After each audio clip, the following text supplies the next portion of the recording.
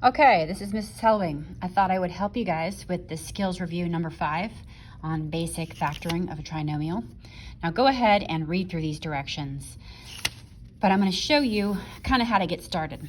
Now, I hope I can hold this well enough for you to watch. Okay, so this is what you're supposed to be doing. Factor each trinomial completely. FOIL to check your answer, then you must show your work to earn your credit. All right, first thing you're going to do is all these problems have a leading coefficient of x squared of 1. So we know that all we have to do is put our parentheses and put our x's, because we know when we FOIL, we're going to get x times x, we're going to get our x squared for every single one of these problems. Now we have to decide the signs. Are we going to be plus plus, minus minus, or plus minus? We know when I put a number here and here, those two numbers multiplied together have to equal positive 10. So either the signs of those two numbers have to both be negative or they have to both be positive.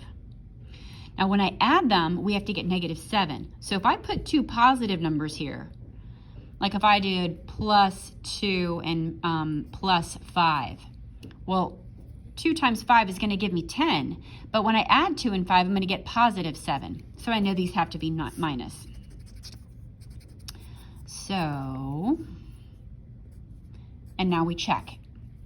X times x is x squared. X times minus 5 is minus 5x. Negative 2 times x is minus 2x. And negative 2 times negative 5 gives us our plus 10. And now we combine the like terms. So x squared, now here's our minus 7x. See, if those are pluses, those would both be plus, and then we have a plus 7x, which we don't want. And then plus 10. We have now checked our work. Okay, so this is our answer, and this is our work. And we need to do that for every single problem. So let's go to the next problem. So we put our parentheses, and if at any time this is too quick for you, just press pause and go back and look at the problem. Put our x's. Now the signs, what are the signs going to be? When we multiply whatever these two numbers are, we're going to get a negative. So the one has to be positive and one has to be negative. And it doesn't matter, whatever, which is which. I'll put plus first. Now, I need two numbers. When I multiply, I get negative 42. But when I add, I get negative 1. So numbers that are 1 apart. So that's going to be 6 and 7. 6 times 7 is 42. But I need my negative to be larger. So I'm going to put my 7 here and my 6 here, and then you're going to have to check your own work to make sure that's the correct answer. Okay? I'd like to do one more, like number 6.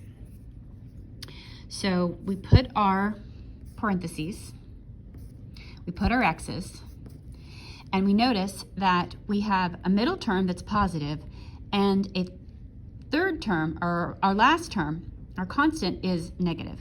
So we know the signs are going to be negative and positive, and we'll just put them wherever. Okay. Now 65 is kind of a big number, so I might have to kind of just try dividing numbers into 65. However, I know that 5 goes into 65. Well, how many times does 5 go into 65? Shoot. 1 times 5 is 5, 1 left over. It goes in exactly 13 times. That means that 13 times 5 is 65. Okay, well, 13 and 5 are 8 apart, which means that my 13 is going to have to be positive and my 5 is going to have to be negative. Now, you're going to go ahead and work and FOIL that out yourself. But it doesn't matter if you put the x minus 5 first or the x plus 13. Here on my key, when I wrote the key, I wrote x minus 5 first and x plus 13 second, okay? It doesn't matter. They're both the same thing. They're just numbers that we're multiplying. And numbers are, when we multiply, they're commutative, because 3 times 2 is the same as 2 times 3. So I hope I have helped you with your skills review.